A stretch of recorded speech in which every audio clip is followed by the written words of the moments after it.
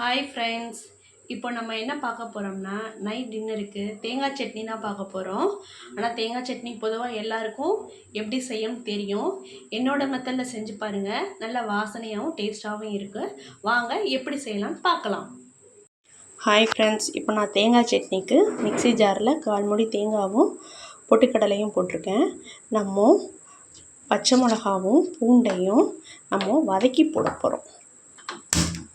அதுதான் இதில் ஸ்பெஷல். பச்சை மிளகாவும் பூண்டும் வதக்கி போட்டு நீங்கள் அரைச்சி பாருங்கள், டேஸ்ட் செம்மையாக இருக்கும். பாருங்கள், இப்படி நல்லா பச்சை மிளகாவையும் பூண்டையும் நல்லா இப்படி வதக்கிட்டு சேர்த்து அரைச்சோம்னா செம்ம டேஸ்ட்டாக வாசனையாக நல்லாயிருக்கும்.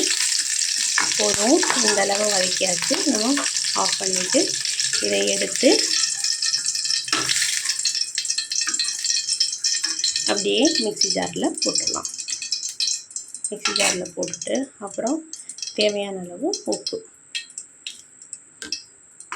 வாங்க ஃப்ரெண்ட்ஸ், இப்போ இதை நல்லா ஃபைன் பேஸ்ட்டாக அரைச்சிக்கலாம். பாருங்கள், ஃபைன் பேஸ்ட்டாக அரைச்சாச்சு. இப்போ நம்ம இதை தூக்கி இதில் போட்டுட்டு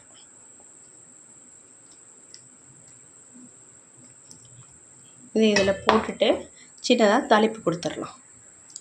இப்போது இதை தாளிச்சிடலாம். அந்த தேங்காய் சட்னியை அதுக்கு கேஸ் ஆன் பண்ணிக்கலாம். ஆன் பண்ணிட்டு நம்ம ஏற்கனவே இதில் வதக்கின எண்ணெய் இருக்குது, கொஞ்சம் இன்னும் கொஞ்சம் கூட கொஞ்சம் எண்ணெய் ஊற்றிக்கலாம்.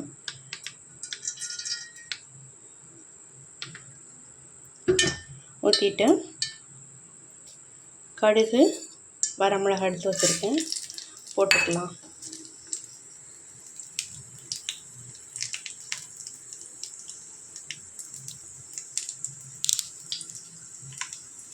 கூட கருவேப்பிலை.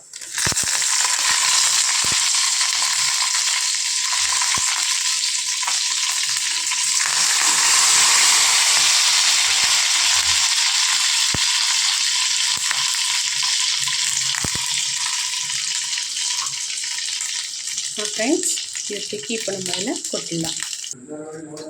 இப்போது இதில் தாளித்து கொட்டியாச்சு. இப்போ நம்ம இதில் சாப்பிட்லாம்.